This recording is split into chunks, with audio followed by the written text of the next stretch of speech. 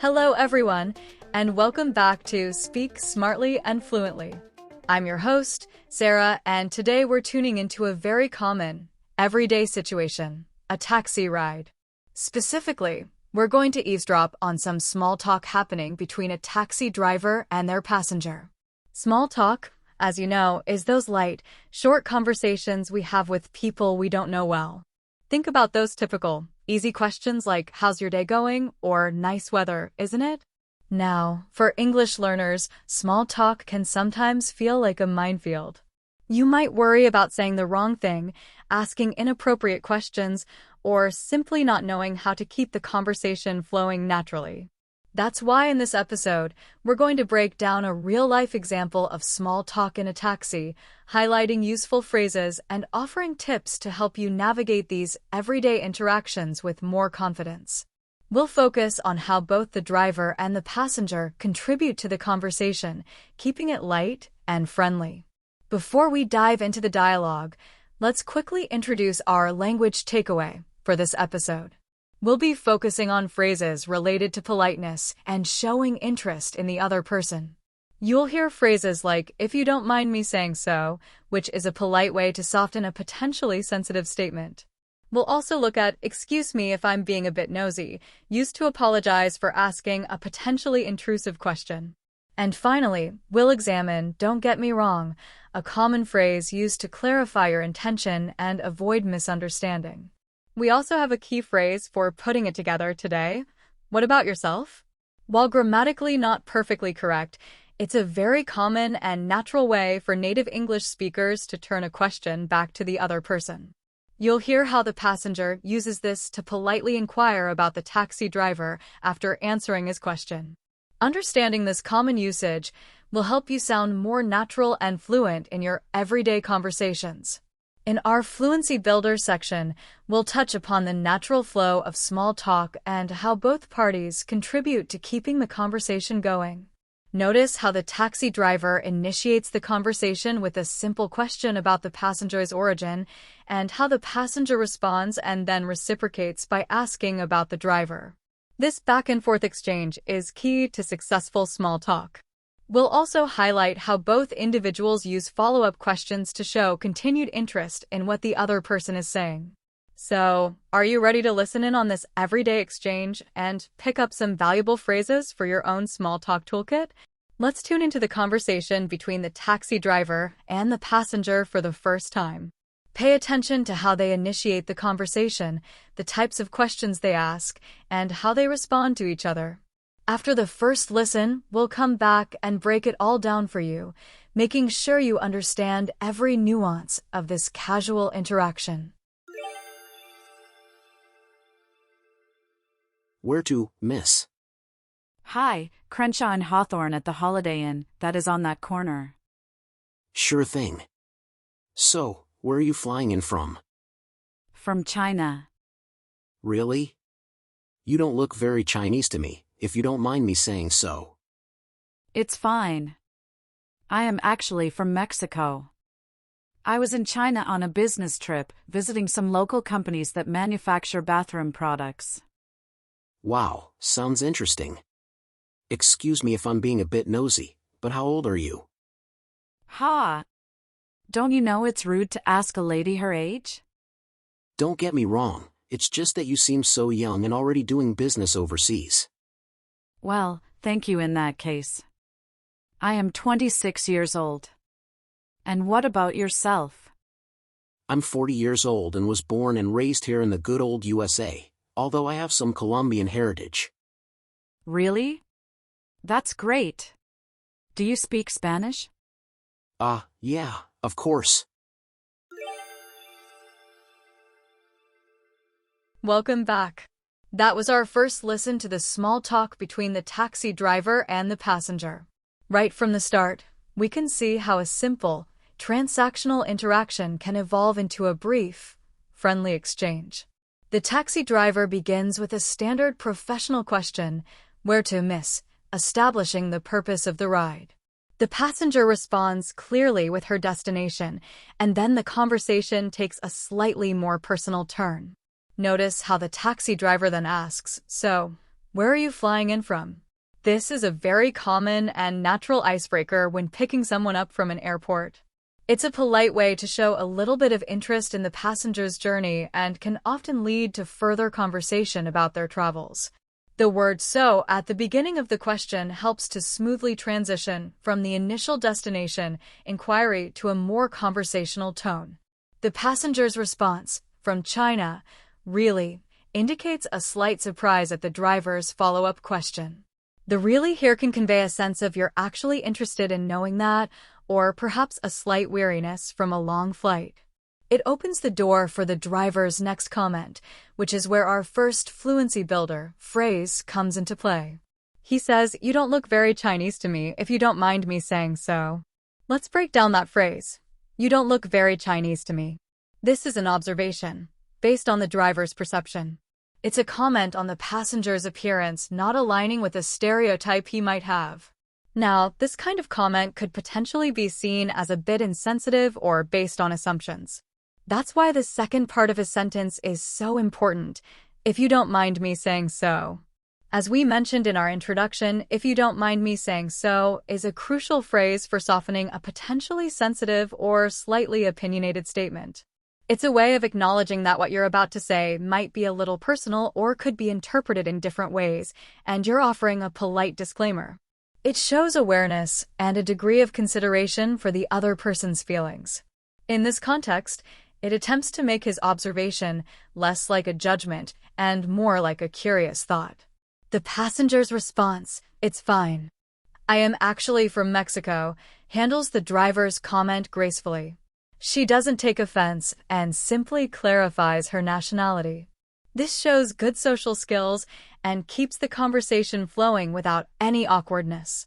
She then adds context by explaining, "I was in China on a business trip, visiting some local companies that manufacture bathroom products," which gives the driver more information and a potential new topic to explore. This initial exchange sets the stage for further small talk during the taxi ride.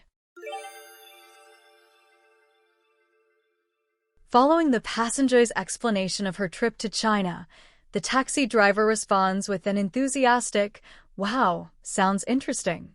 This is a simple yet effective way to show engagement and encourage the passenger to continue talking if she wishes. It keeps the tone of the conversation positive and friendly. However, the driver then ventures into slightly more personal territory with his next question.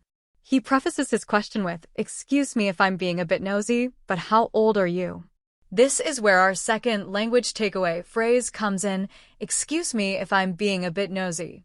The word nosy describes someone who is overly curious about other people's private affairs and asks too many personal questions.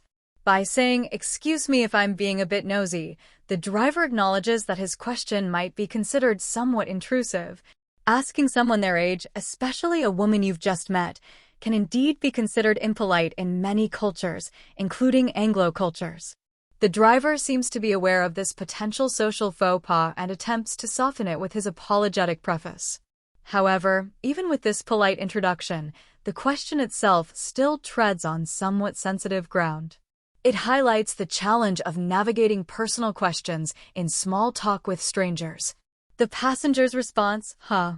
Don't you know it's rude to ask a lady her age," is a light-hearted and direct way of addressing the driver's potentially inappropriate question. Her use of "huh" suggests a playful tone rather than genuine offense. She gently reminds him of a common social rule, particularly in relation to asking a woman about her age. This response effectively deflects the question without being confrontational or impolite. The taxi driver then follows up with, "Don't get me wrong, it's just that you seem so young and already doing business overseas." This is where our third language takeaway phrase comes in, "Don't get me wrong." This phrase is used to clarify your intentions and prevent the other person from misunderstanding what you're saying. In this context, the driver is trying to explain that his question about her age wasn't meant to be rude, but rather stemmed from admiration for her apparent youth and professional success. By saying, "Don't get me wrong," the driver is essentially saying, "Please don't misunderstand my previous question."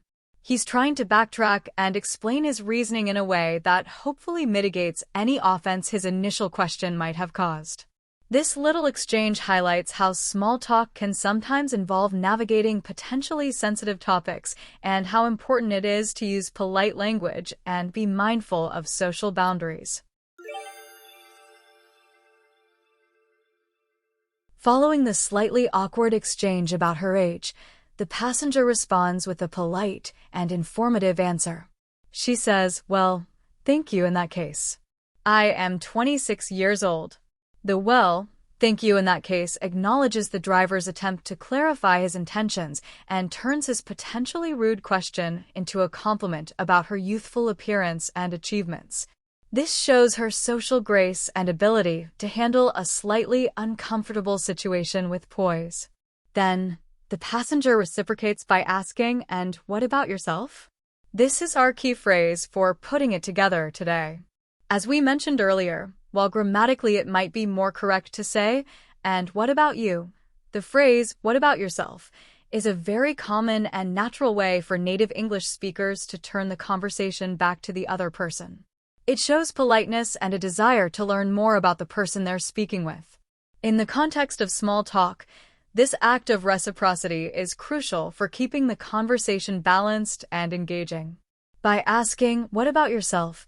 the passenger shifts the focus from herself back to the taxi driver, inviting him to share some information about himself. This prevents the conversation from becoming one-sided and encourages a more mutual exchange. It's a simple yet effective way to build rapport and show interest. The taxi driver responds by sharing two key pieces of information. "I'm 40 years old and was born and raised here in the good old USA."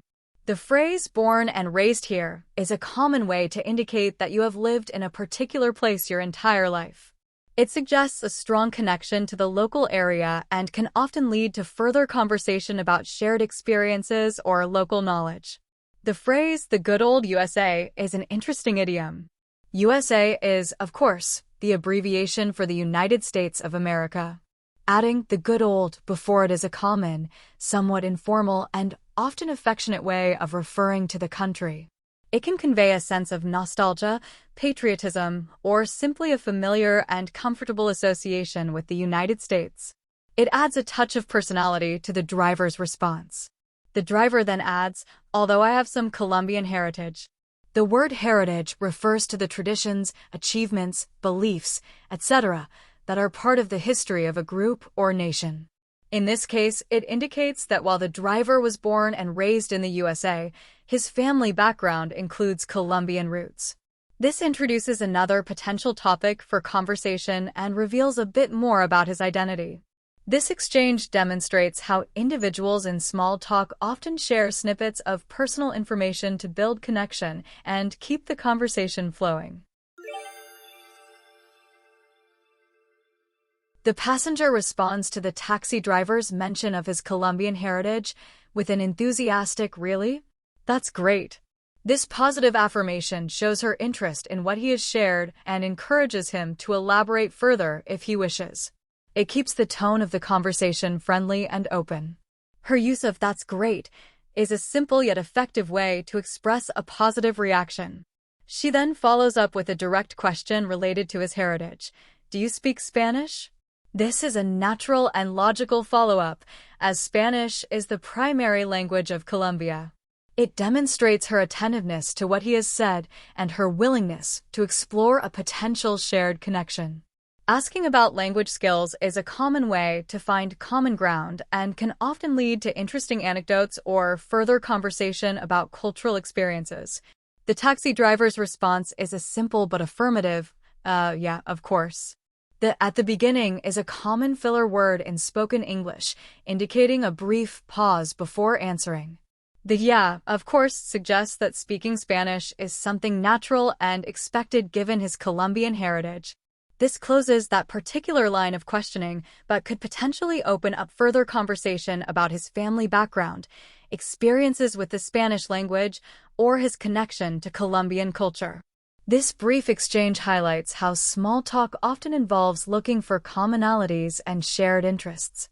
The passenger picked up on the driver's mention of his heritage and explored the possibility of a shared language.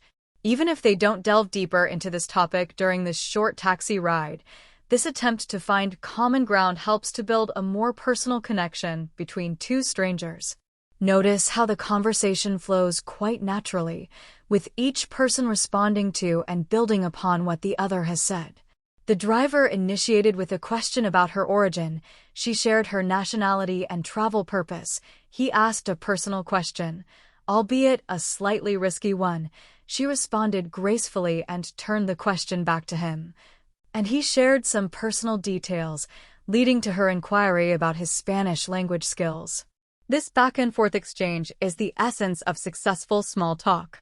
While this is a short snippet of a conversation, it demonstrates several key elements of small talk, initiating with simple questions, sharing brief personal details, using polite language, showing interest in the other person, and looking for common ground.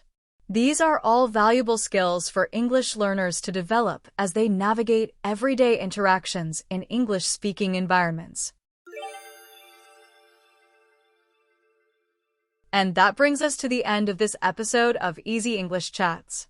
We hope you found this eavesdrop into a taxi ride helpful in understanding the nuances of small talk. Remember those key phrases like, if you don't mind me saying so, excuse me if I'm being a bit nosy, don't get me wrong, and the common usage of, what about yourself?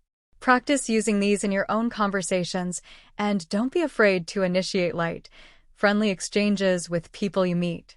The more you practice, the more comfortable and confident you'll become. Join us next time for more Easy English Chats. Thanks for listening today, and if you found the video helpful, please hit the like button. Make sure to subscribe to my channel so you never miss an episode and share it with others who might benefit. And if you have any questions or topics you'd like us to cover in future episodes, we'd love to hear from you, so your feedback is really important to us. Thanks for listening, and as always, happy learning. You're doing great. Bye, everyone.